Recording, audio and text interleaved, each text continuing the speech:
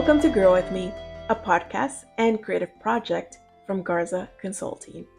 I'm Lisette Garza, an ICF certified coach and an organizational development consultant who works with thoughtful leaders, creatives, and change makers, especially those standing at a crossroads asking deeper questions about who they are, how they show up in the world, and maybe even rethinking their sense of purpose.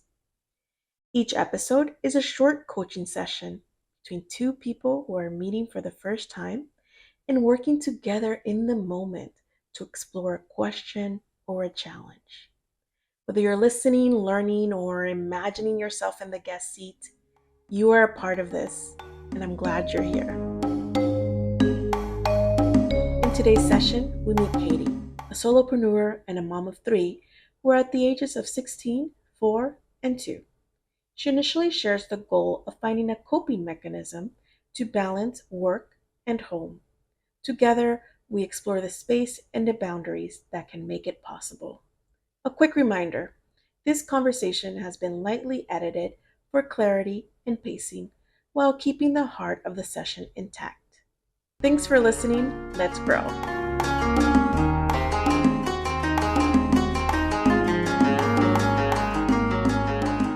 What would feel the most meaningful to walk away with by the end of our conversation? I think maybe some coping strategies on how to balance life between being a business owner and a mom. It's really hard, and I feel I have the mom guilt some days. So something that I can walk away with that I can say, okay, this helps my mindset. It's okay to have these feelings, are in here's some strategies to deal with it. Okay. So if I heard you correctly, you're hoping to walk away with some coping strategies, mechanisms um, uh, to navigate balancing parenthood and your business. Is that right? Yeah. Yeah, and I don't actually know what I don't know. I don't know what I need, and I think that's what I need. So I am open to any advice is really what I need. It's actually normal for some sessions to start in the not knowing. And while it's natural to ask for advice, coaching creates a different kind of space. See, the invitation here isn't for me to fill the gap with answers, but to help Katie uncover what's already within reach.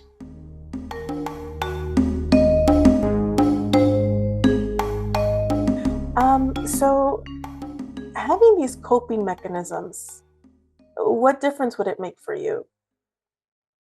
Because sometimes when I'm having mom guilt and I have to take a call or do something in my family time, I have that mom guilt of what I'm missing. And I have to remember in some way, and maybe it's a strategy, a mantra, that I'm doing this for my family. I'm modeling what I should be doing for my family. But sometimes it's not enough, or I'm not doing it enough. I'm just looking for some things that maybe I can put in place that become habit so that I feel good, not that I have to um, constantly have mom guilt, or when I have things to do. So I'm just, I don't know what I need sometimes. It's just like I'm going, and then I'm sitting there and I hear my kids in the other room, and the mom in me is like, oh, I need to deal with it, and I'm like, I can't concentrate. So I'm just really looking for how to differentiate and have a good strategy to say it's okay for you to be this person, or something, maybe a word or something I snap out of. I'm not sure what I need, but I know that I'm not always doing a good job at it. What do you do so far to cope? Oh, I've tried a whole bunch of things. Things don't always stick, because I get lost in the chaos, as most mothers do, because you're just going back and forth. I may have the 5 minutes to run from dinner downstairs upstairs to my office, and I'm just like, okay, I got to get into this mode, and I don't give myself that time to say, like, okay, reset. um Whatever it is, I've tried a mantra before, like, whatever the silly word is to get me set, like, okay, this is okay to do. um but I think a lot of it is not giving myself the time to do that and making time for that. I really try to schedule my day so I don't impact I try and do everything in certain blocks, but I still don't always give myself personal time that's needed to support all the other things that I do as a mom and um, a business owner. So, um, I don't know if that answered your question, but That's great. So, just to sort of recap and get very clear here, in terms of coping strategies that you use, you've used or you're currently using, you said that you had a ward before, but then you moved over to, you don't give yourself enough time to do that. And I was going to ask what that was, but then you shifted to, the personal time I need to support my work and my family life. yeah. um, the mantra and the personal time to support you, is that sort of what you're hoping to do with the mantra, like reminding you hmm about, okay, Yeah, more resetting? like getting myself like a reset. And that personal time is more just, is it 5 minutes to say, okay, let's get in the right zone here. I was an athlete. So, before you go to a game, you have a few minutes that you take and you get in the right zone. And, I don't even remember what my word was before the mantra that I would say. That's how it didn't stick. But, I'm just looking for like, how do I not just time blocking, but also what can I do that's quick that just puts me in the place, um, the zone so that I can focus on that, not feel the mom guilt while I'm working and, kind of do that. So the personal time is, the purpose of it is to get you in the zone of either, having to get to work, um, or having to be a mom. Is that right? Like you want Yeah. that mechanisms for both environments. Yeah. It's because Okay. sometimes I don't check work at the door and then I'm not engaged at home. And because I literally go up and down the steps for things. I work from home. So that's where I just need that extra something, whatever it is, Right.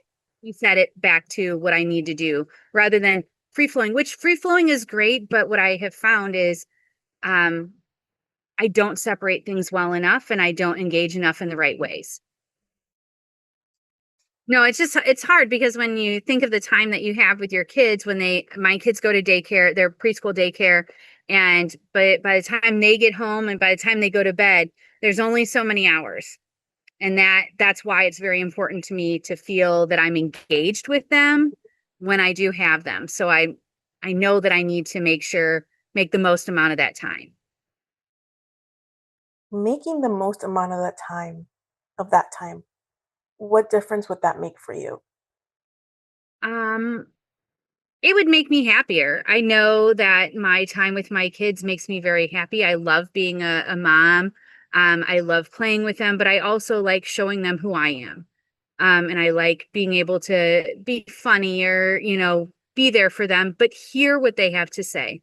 Not, I really want to understand what they have to say and spend that time with them. So I have a 4-year-old son. He likes to build things, and I want him to have the time to tell me the story of what he's building, Hmm. not to say, "Oh, that's a great house you built."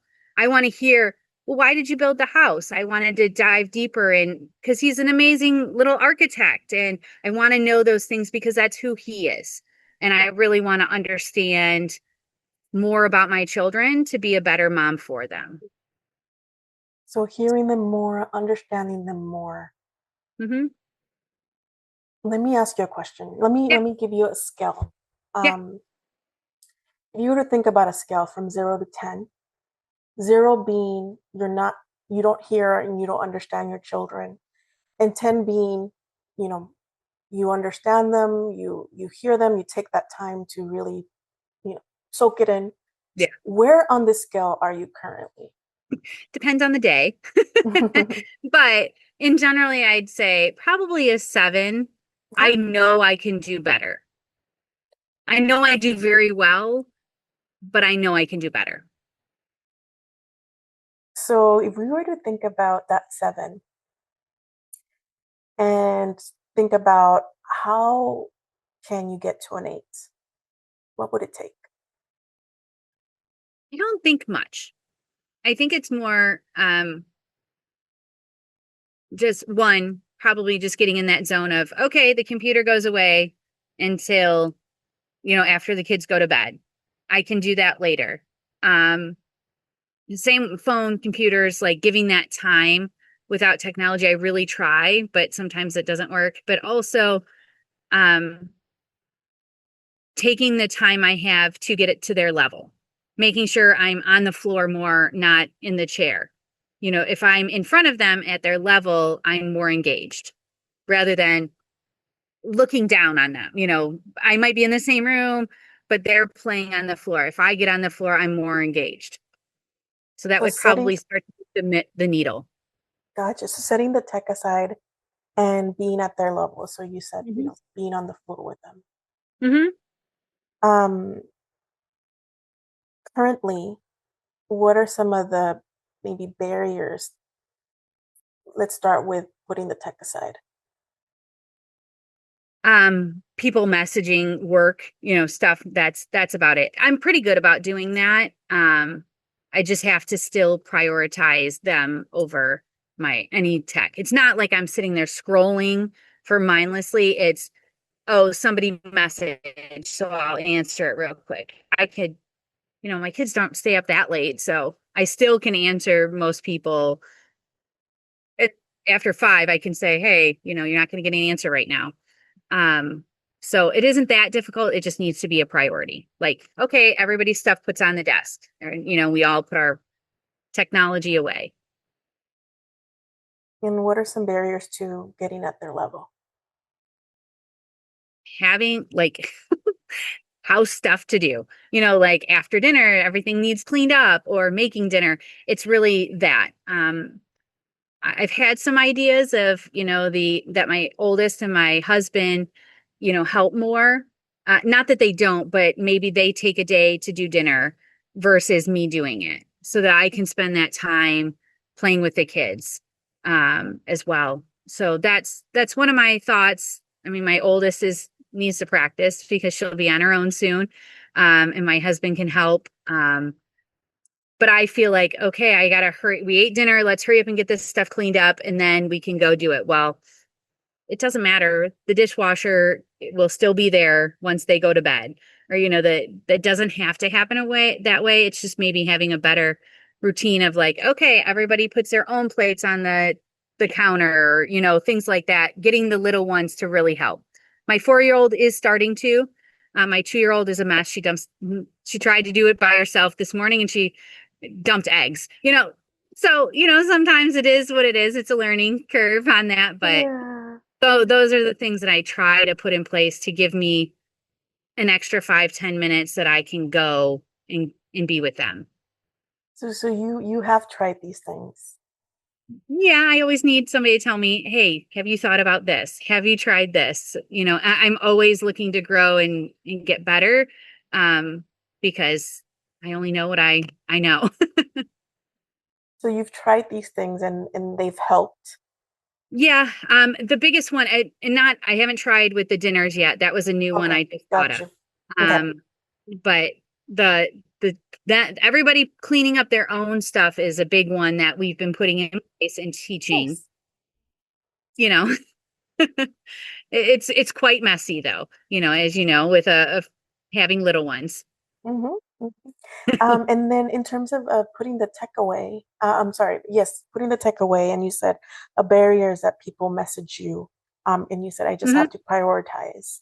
What is already in place you know, to prioritize?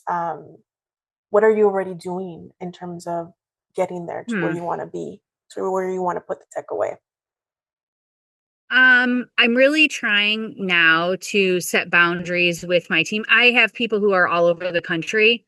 So that's where the boundaries come in because people on the West Coast, a couple of people on my team are in the West Coast. So they're 3 hours difference.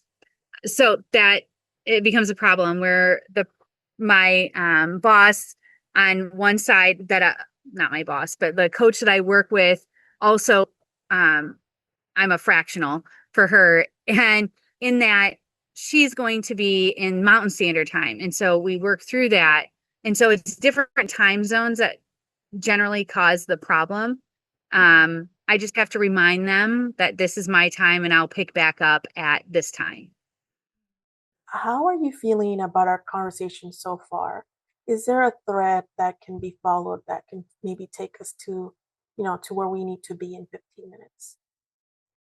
Um, I I think just identifying them, because when I'm sitting at home, not that I sit and concentrate because I don't have a whole lot of time to myself to do that. It's really just identifying these and talking them out loud and speaking them out, and then really saying, okay, how can I use them and implement them? And like, what would be, how am I going to stay on top of myself for that? So, is it okay? I set an alarm and at 5 o'clock, my silence goes on, type of thing. So that, what are those things, that the strategies I can actually put in place to check myself and make sure that I'm doing the things that I need to do? Okay, So I think, I mean, getting to that point or just like would be gone. Awesome. So, great. And so it sounds like for the remainder of the time, you just want to have these um, clear strategies that you want to walk away with. Is that right? yeah, sure. Okay. And any ideas too, I am open. Like, try this or you should try this. I am good with. Another pull towards advice shows up here. And this is where coaching diverges. It's not about supplying fixes, but about surfacing the wisdom she already has.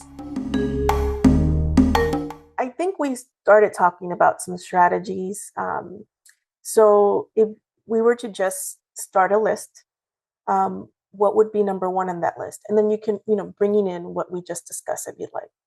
Yeah. So high level, um, when my kids are home, that's probably the pretty easy place to start.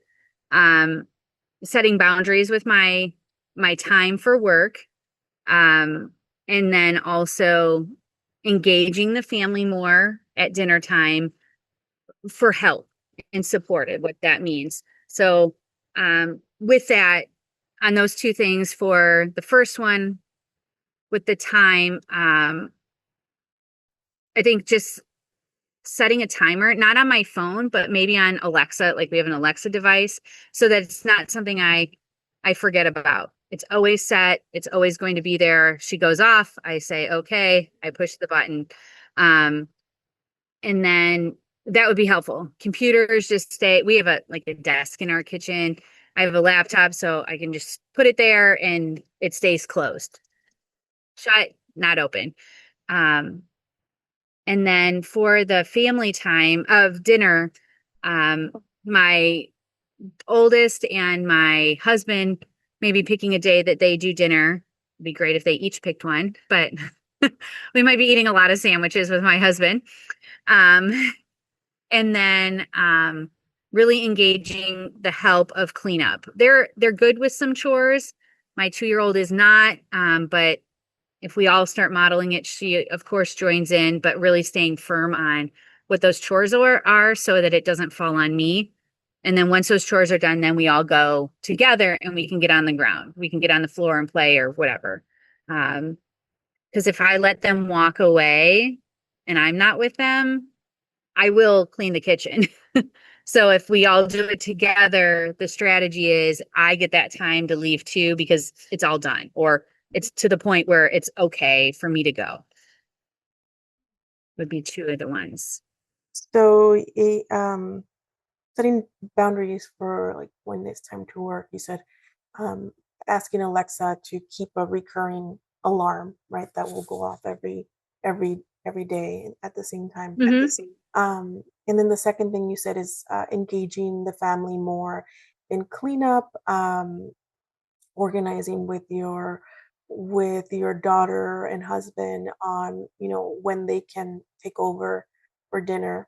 Um, so these are two strategies, and then you also said sharing in the chores, right, of dinner, so that way you have that help and gives everyone more time to spend on the with the family. So, of these three, which one feels the most challenging? Getting my husband and my daughter to make dinner. Okay. um, it's just more arranging time for that. Making sure my daughter has dance. She's not always there as I'm divorced. So just working around that. She's always good to help. I just have to ask. So the biggest challenge is asking it so that she has enough time to prepare or do what she wants to do to make that dinner. Um, and not just say, oh, you got to do it on this day, but that may not work into her dance schedule and being at her dad's, or, I just really need to be cognizant of aligning that it will be successful, because then I will get her to do it more. And then So, go ahead. she likes to like my kids like to help. So if she could, not that I don't, but I could engage them more too while I'm cooking. The little ones, they know how to cut things up, or they have special knives and stuff like that Mhm. that they could use. But just maybe engaging them more with what I'm doing and then with what they're doing. Engaging the kids more in like Yeah. households Yeah. um Like even cooking activities. dinner, my youngest likes to set the table, but really the cooking dinner. So it's more of a family event versus a mom thing. So just to kind of get back to the most challenging one, which is getting your husband and daughter to help you with dinner once or twice a week. You mentioned that it sounds like the most challenging part is coordinating schedules with your daughter. Yeah, Yeah. that is it. She can get once she knows how to find recipes and do that, and she could tell me. It's just like making sure maybe on Sundays I have to spend time talking to her about, okay, well, what would you want to do? What day works best for you? What food do you want? So that I can make sure the groceries are ordered, everything like that. Because last minute does not work. So spending time on Sunday to organize with her. Yeah, Okay. just needs to be done. It's like one of those, fit it in, just do it.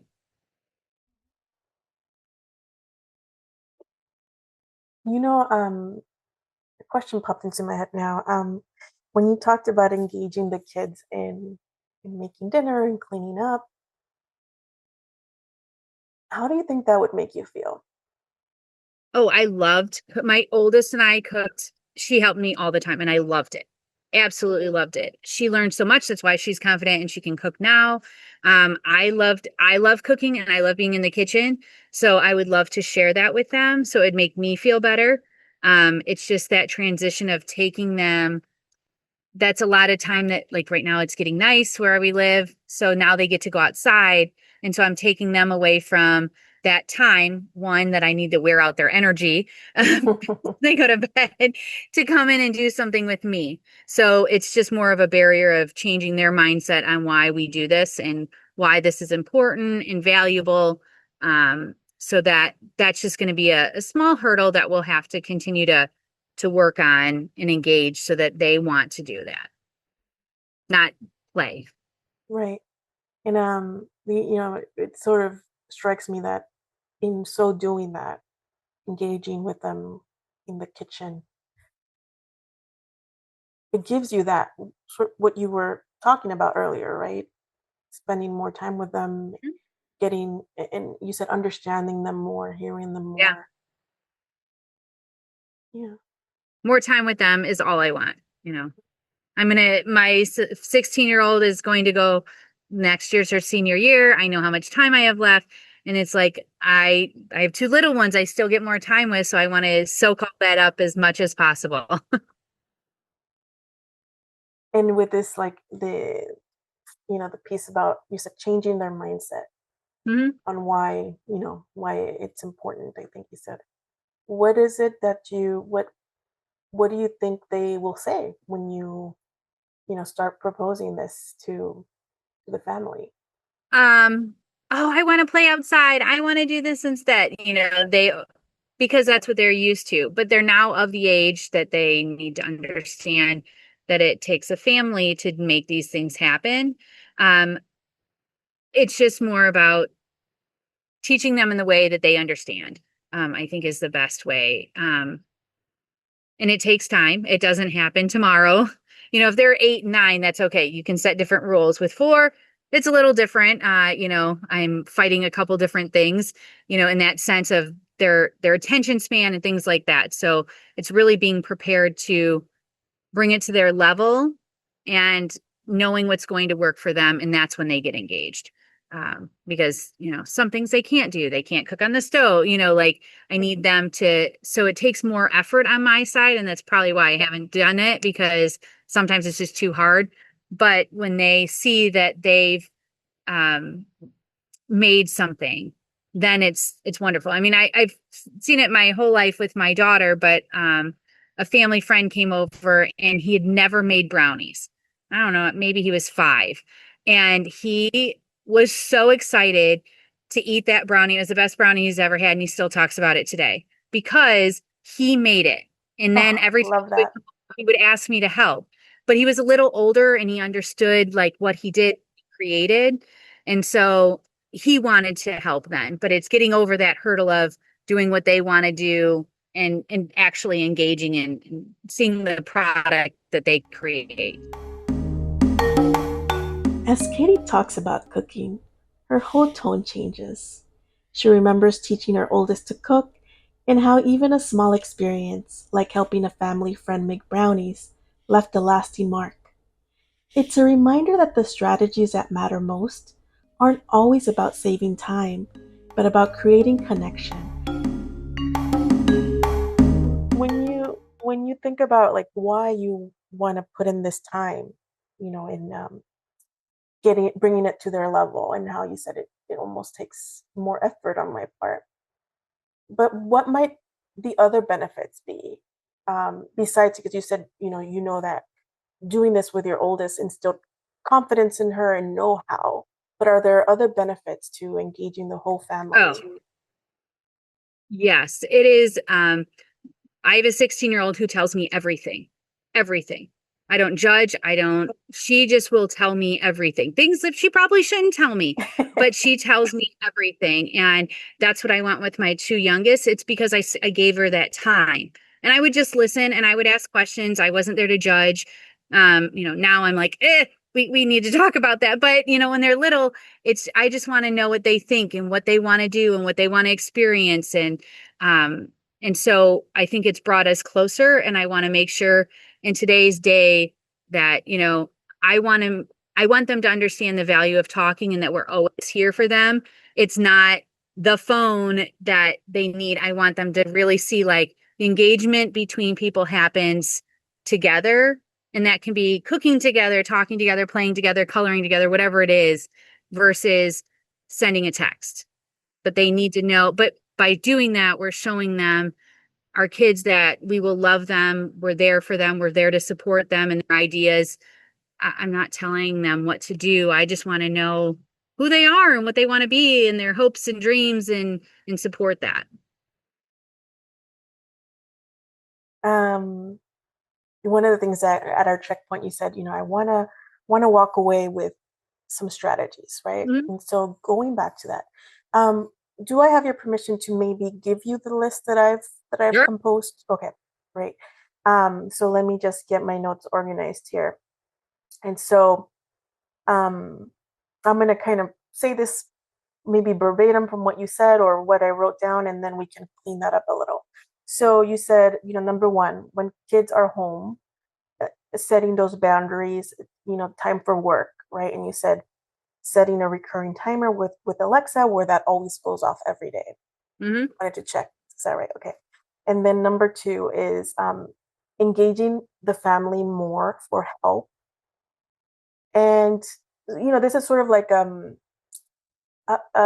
multi part one, right? So the first one is talking to your husband and your oldest about picking a day or two for making dinner.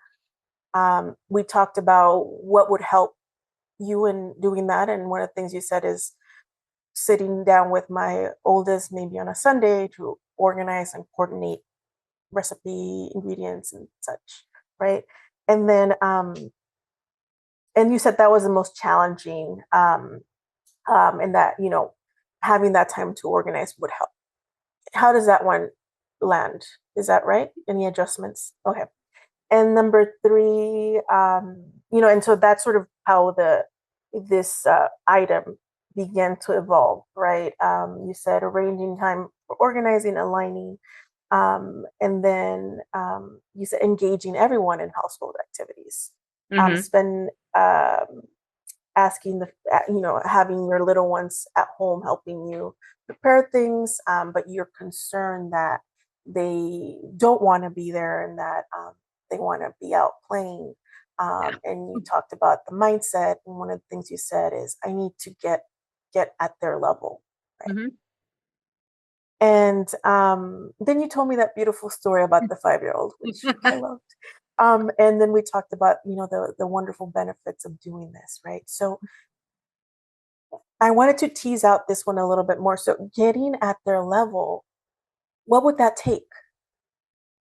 It's me going back and saying, I did this before, you can do it again. And it's, making sure that when I have things that they can do, I include them. So, one that I do all the time and it's easy is like when I fold laundry, my son really likes to fold all that we have cloth napkins and washcloths that they clean stuff off with. So he folds all those for me. Those are things and tasks that he can do.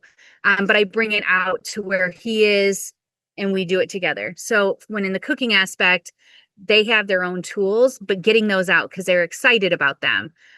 Maybe they cut up the fruit for dinner or something like that. They get to help, but it's more instead of saying, okay, take them outside so I can just hurry up and get dinner on the table. It's planning, okay, I need you guys to come help me do this, and then you can go play. After the table is set, we still have whatever while it's cooking, then you can come back in, or, whatever it may be, or go play and then come do this. So it's just being more organized and intentional with what I do and knowing all they want to do is be there. So how do I do that with them? So how are you feeling about these strategies so far? I like it. It reminds me that I've done this before and I do know what to do.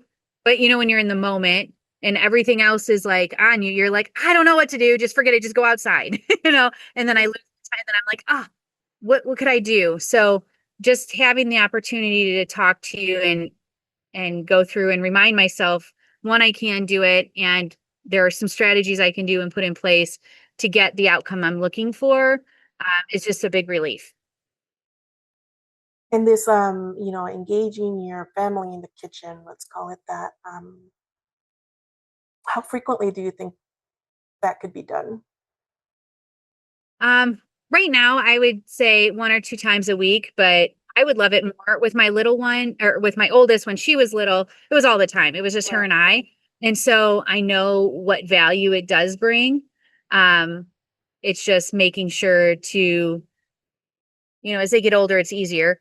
They eat more of the same things. Things are done in a similar to what we do, not just, kid stuff, but um, I think that it will become much easier as they get older and they start doing it. And then my son is a great model for my little one. If he does it, she'll do it. So if he starts to do it, she'll want to do it. So everybody will participate. And if my oldest is doing it, it makes it even better. Like if she's home to be there and participate. So I don't think it will take long. It's just you got to start. You got to start somewhere and get the ball rolling, and then they'll all jump on board So for frequency, you said 1 to 2 times a week, right? right now. Um, And then I'm sure by fall they'll be like, okay, it's our turn. Let's do this. Let's do that. yeah. What are some steps that you can take to get started with this? Oh my God. If I could meal plan better, I try, but if I could meal plan better, I would be able to know what I'm doing and then think about it. It wouldn't be reactive, it'd be proactive.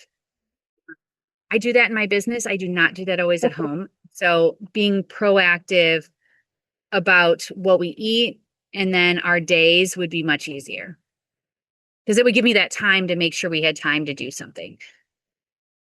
So meal planning, would that also be one to two times a week?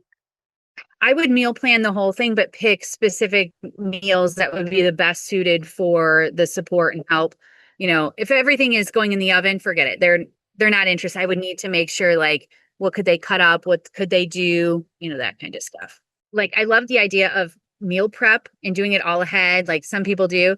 But then that for me, that takes away that time with the kids. So I've always pushed back against it, but I'm not actually using the kids.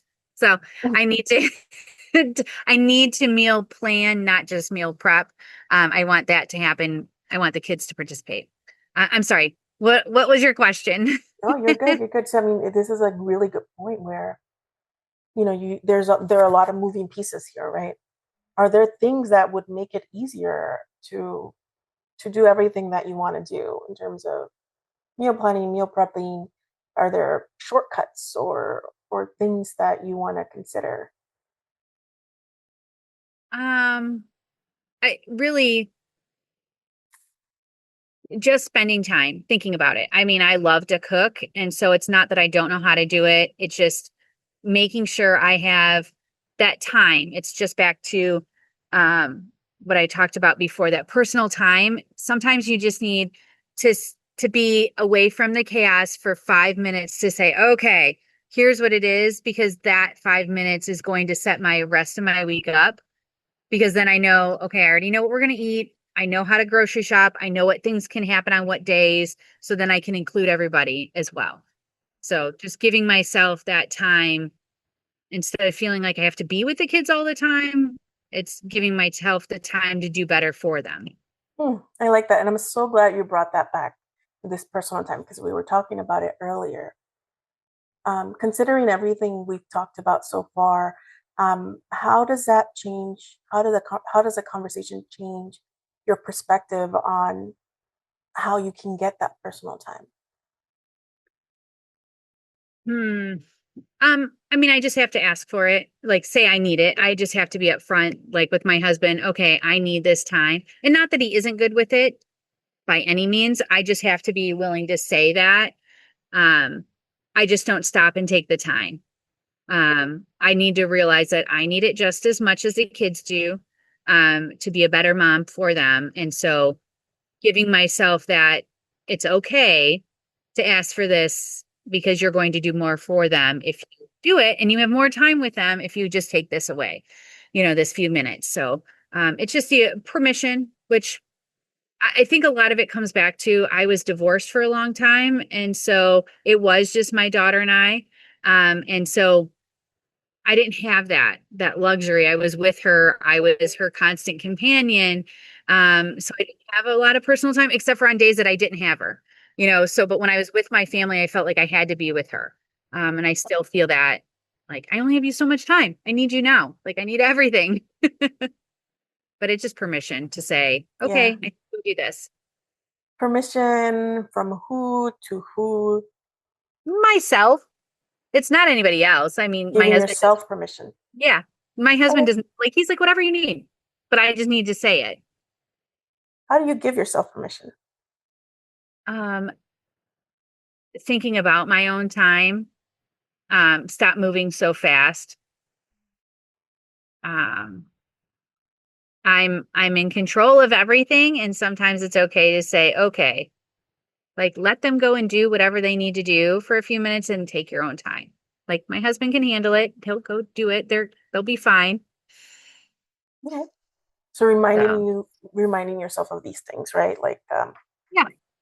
And sometimes thinking. it's like just talking to you is saying like, oh, you need to do those things. It's just Good. because you don't talk about it. You're just Right. in the mode of I go back and forth between work and mom, and I don't ever think about things. And that's one of the reasons I wanted to talk to you. It's like, I just need a good reminder that you need to do these things.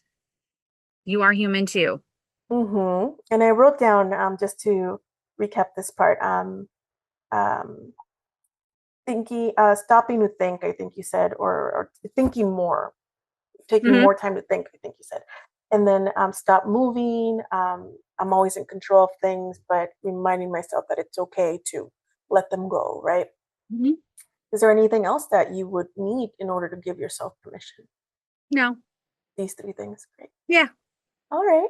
Is there anything else that you want to share, or any question that you wish I had asked but didn't, to round out this No, I think conversation? it was wonderful. No, thank you. Thank you, Katie, for sharing your story with us. What I appreciate about the session was how it began with a desire to balance work and home, but it found its heart in creating more time and presence with her kids. Katie left with some strategies, but most importantly, a renewed sense of permission to focus on what matters most right now. If you've enjoyed this conversation, I'd love for you to follow, rate, and review Grow With Me on your favorite platform. It helps more people find these stories. And if you are interested in working with me as a coach or consultant, you can learn more at garza.consulting. Until next time, take care and remember to keep growing.